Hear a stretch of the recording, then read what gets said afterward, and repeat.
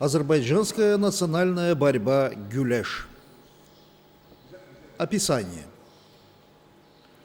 Перед началом схватки борцы, одетые в национальные шаровары, стоят на противоположных по диагонали углах борцовского ковра. Первый приглашенный борец в красных шароварах выходит в красный угол. Второй приглашенный борец выходит в синих шароварах в синий угол. По свистку судьи схватки начинаются при сопровождении танцевальной мелодии трио. Борцы низким поклоном и жестом правой руки приветствуют друг друга. После приветствия борцов по свистку арбитра и при сопровождении трио «Гора-Зурна», «Балабан» и «Нагара» под музыку «Джанги» начинаются обязательные разминочные упражнения пехлеванов. Обязательные упражнения продолжаются не более 1 минуты, что будет оцениваться судьями как предварительная и обязательная часть схватки. Во время обязательных упражнений под музыкальное сопровождение джанги борцы, подняв правые руки вверх, подходят друг к другу, ударяя ладонями, отталкиваются и выполняют акробатические, ритмические, а также специальные упражнения. После окончания обязательного упражнения борцов оценивается судьями с оценкой плюс или минус. После выполнения обязательных упражнений арбитр по решению тройки объявляет получившему лучшую оценку борца оценку плюс. При этом арбитр поднимает вверх свою руку, соответствующую по цвету получившего оценку плюс борцу. По жесту судьи на ковре пехлеваны приветствуют друг друга рукопожатиями, одновременно плечами друг друга и отталкиваются грудью. После этого по свистку арбитра начинается схватка двух пехлеванов, которая длится 5 минут. Схватка начинается в стойке.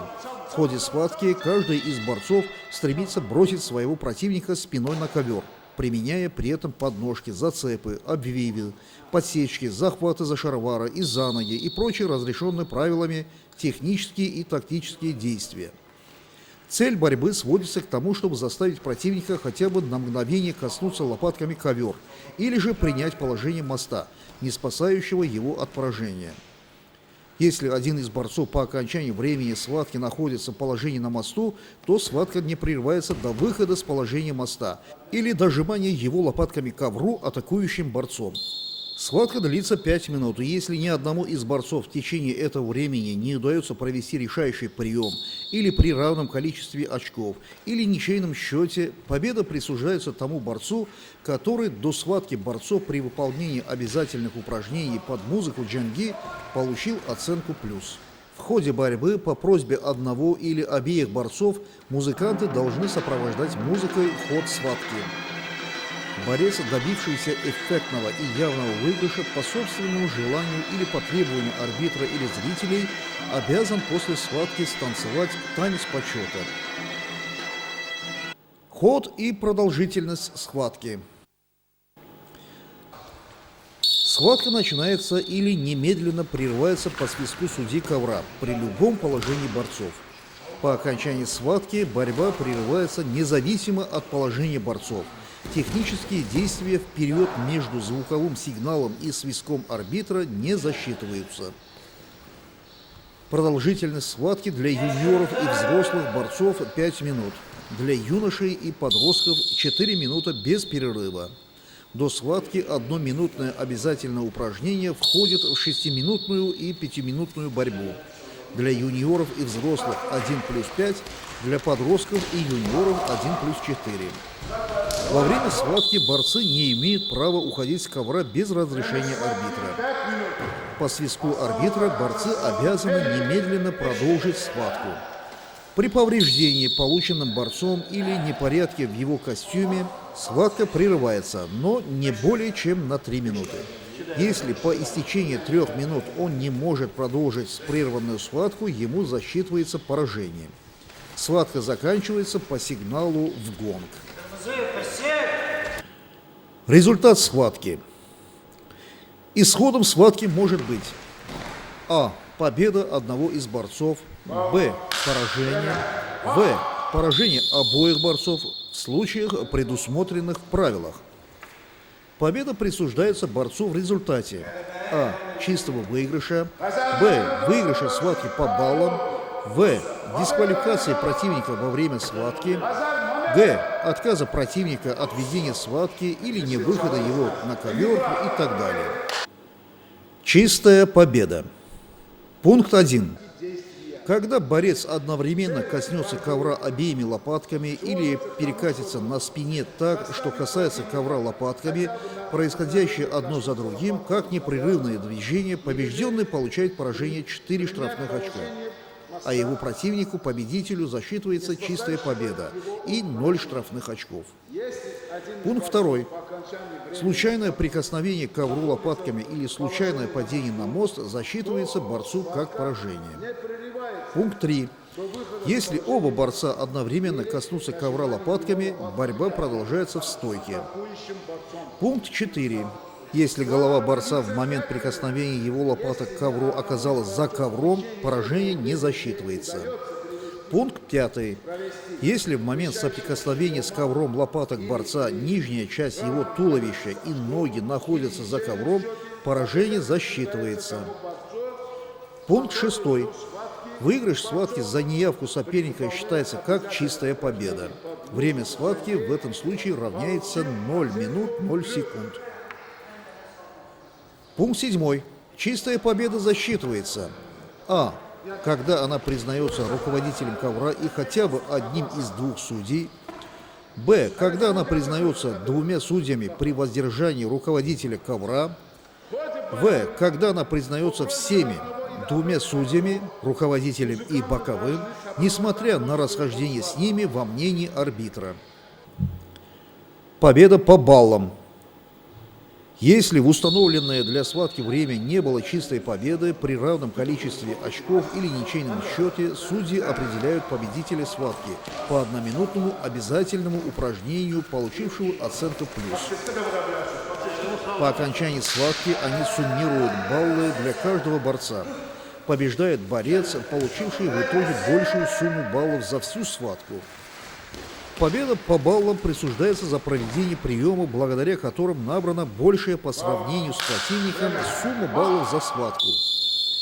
Победивший борец в данном случае получает 1, а проигравший 3 штрафных очка.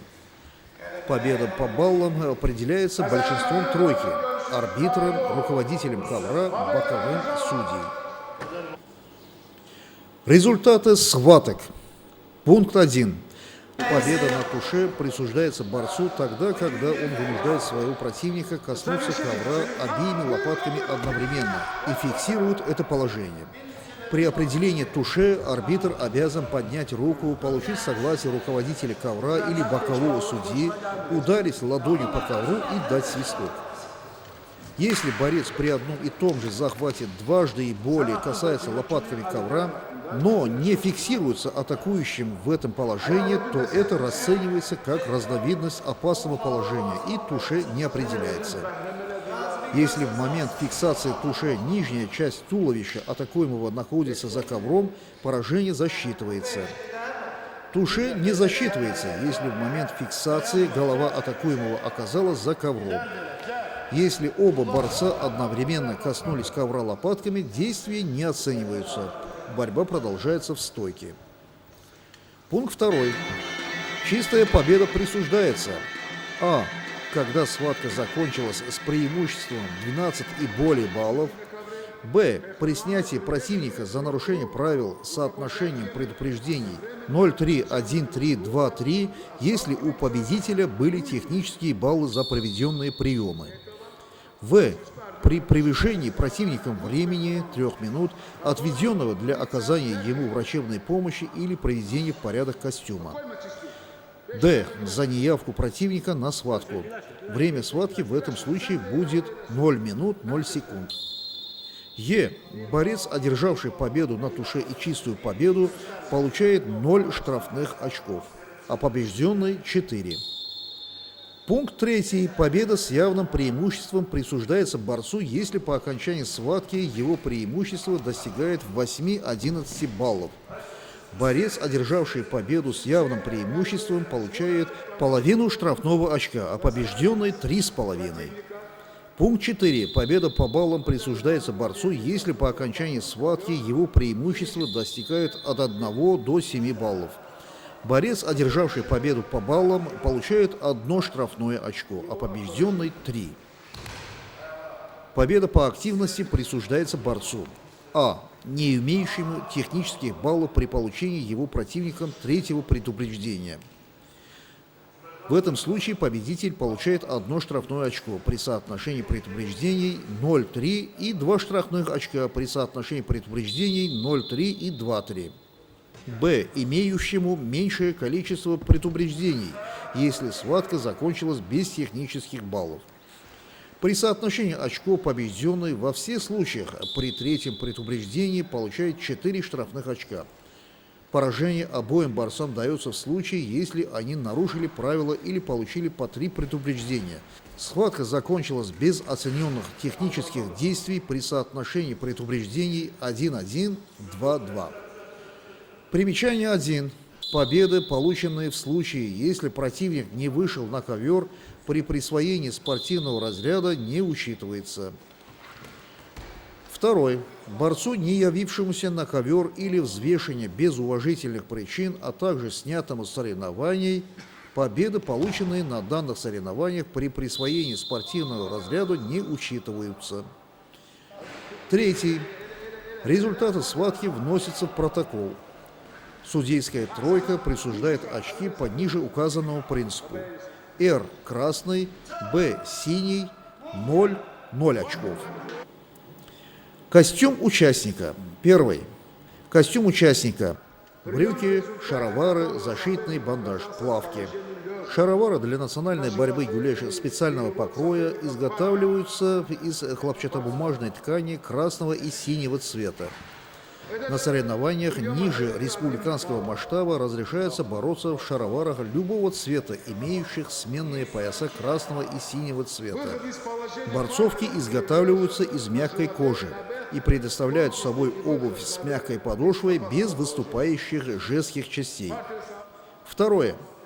При проведении командных соревнований участники выходят на парад в спортивной форме с эмблемой организации или страны. 3. Борцу запрещается иметь на руках кольца, браслеты и другие предметы, которые могут послужить причиной травм. Оценка приемов и действий в схватке. 1. Действия борцов во время схватки оценивает руководитель ковра, арбитр и боковой судья. 2. При разногласии судей в оценке действий и при фиксации туше решение выносится большинством голосов судейской тройки по ходу схватки. 3. Действия, приемы в зависимости от их качества и амплитуды броска оцениваются в 1, 2, 3 и 5 баллов. 4. 1 балл присуждается за а. Прием, в результате которого соперник оказался в положении лежа на животе или перевод соперника в партер. Б. Выход из положения партера или лежа на животе наверх, в том числе и выход наверх из опасного положения. Примечание. Опасным положением называется положение, когда голова борца касается поверхности ковра, а его спина с поверхности ковра составляет угол меньше 90 градусов. В. Уход соперника в захвате за ковер. Г. Наказание соперника за запрещенное действие без срыва приема атакующего. 5. 2 балла присуждаются. А. В стойке. За прием, проведенный без отрыва соперника от поверхности ковра, в результате которого он приведен в опасное положение. Б. В партере.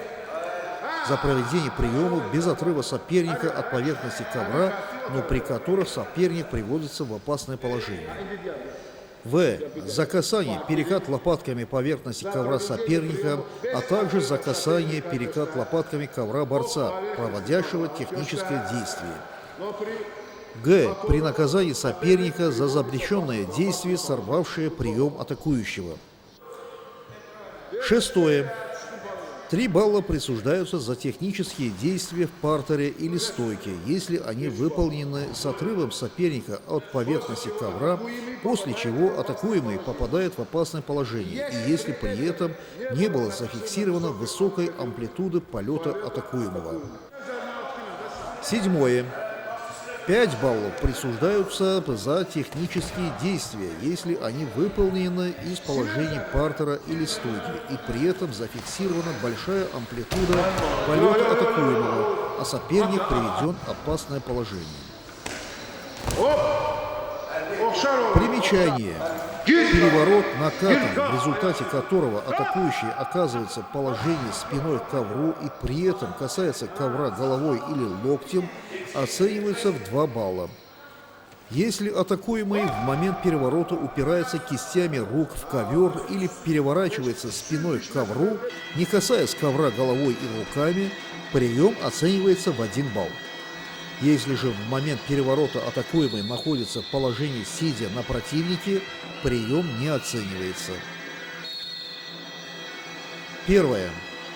Борцу разрешается выполнить подряд лишь 2 переворота накатом.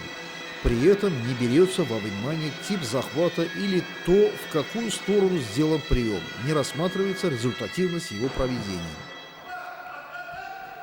После 2 подряд проведенных переворотов разных типов атакующий должен полностью изменить захват и перейти к выполнению другого по структуре технического действия.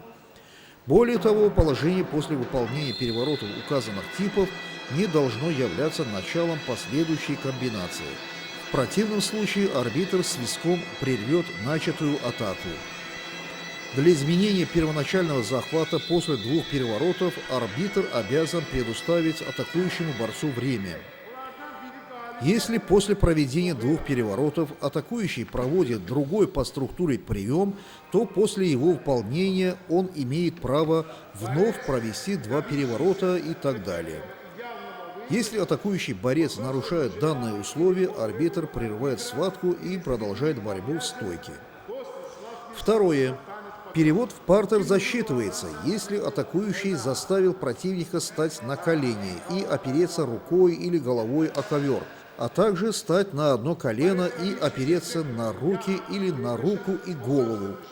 При этом сам атакующий должен находиться сзади сбоку от своего соперника, стоя на одном или обеих коленях. Третье. Если в итоге атакующий борец оказался в партере в положении нижнего в результате неудачно проведенного приема без усилия со стороны противника, то он не получает проигрышных баллов. Схватка останавливается и возобновляется только в том случае, когда борцы поднялись в стойку. Четвертое. Если атакуемый в конце атаки находится в положении сидя с опорой кистями рук за спиной, атакующий получает 1 балл. Пятое. Повторный перевод в партер засчитывается только после того, как атакуемый, поднявшись из партера, повернется грудью к атакующему.